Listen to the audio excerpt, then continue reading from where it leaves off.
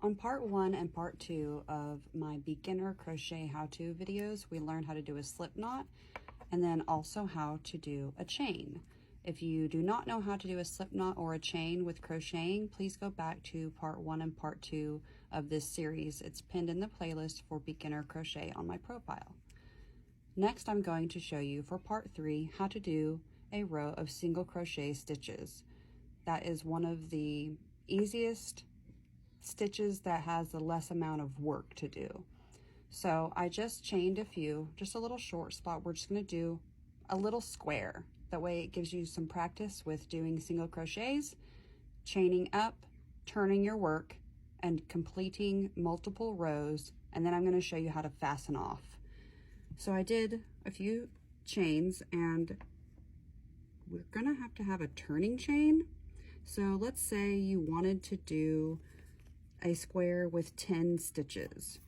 You're going to chain, if you're doing single crochet, 11 chains. So there's 1, 2, 3, 4, 5, 6, 7, 8, 9, 10, 11. And we do 11 because our last chain is going to be our turning chain so that we can get to the first loop to do our first single crochet. So how we do that is we're going to go into the second loop from your hook. So there's the first one from your hook, and we're going to go into the second one. And you're going to insert your hook and then yarn over. Make sure it goes into the hook. Pull it through that first loop. You'll have 2 loops on your hook. Yarn over, hook it, turn it, pull it through both loops on your hook. And there's your first single crochet. I'm going to do a few more nice and up close for you to see again.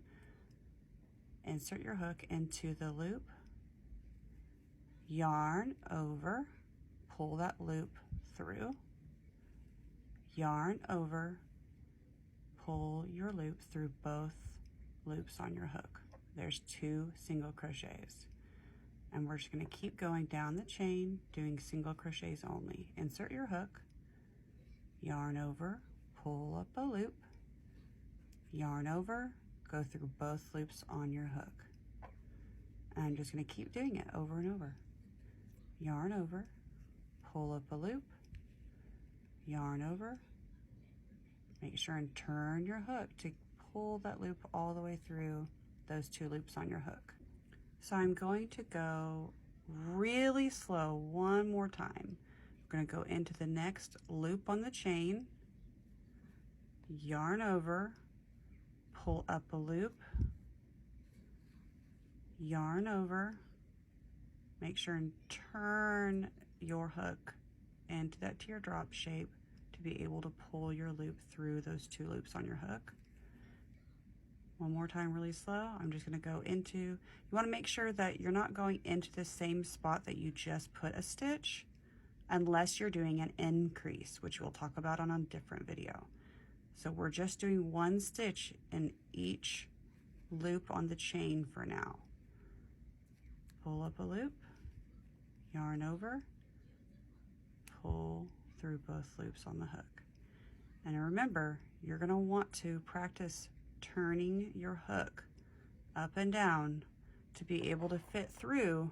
Remember from our chaining video, we want to be able to fit it through that teardrop shape. It's an upside down teardrop, and that's how our hook will fit through that teardrop, is by turning it this way. If we turn it like this and try to pull, see how it gets caught on the yarn? We want to turn it so it can easily go in and out. Same thing whenever you're grabbing your yarn. Yarn over, pull it through the loop, the stitch, the spot, the chain, yarn over, turn it, pull it through both loops on the hook. And now I'm going to do it a little bit faster to show you a little bit more of what my hands look like when I'm doing them, because you still need to maintain tension, but you can do that by just using the same size hook, right? But it also matters that you're just kind of holding on to your yarn. You at least have a hold of it. Your working yarn, which is the long part that comes from your skein or cake or ball of yarn that you have. So once we get to the end, if we want to do another row, typically you, for single crochets, will chain 1 and then turn your work. So if you ever see a pattern say chain 1 and turn, that is how you do it. And if the chain does not count as a stitch in the pattern, you will start your next row in that same spot where you chained up from, which is right here on this piece. So you see, if I turn it this way, I chained up from this single crochet right here. So when I turn my work, that is where I'm going to do my first single crochet, like so. And then I'm just going to go all the way down and make sure I have 10 stitches. Counting your stitches is what is going to help you have even rows. So there's 2, 3, 4, 5, 6, 7, 8, 9, and then at the end it kind of looks like it's not there. It's like, oh no, did I get to the end? That's why counting is really important, because sometimes the end and the beginning are hard to find. And there is number 10. And now to start my third row, I'm just going to count up, chain 1, turn my work, and then start right back where I chained up from and do my 10 single crochets across. There's 2, 3, 4, 5, 6, 7, 8,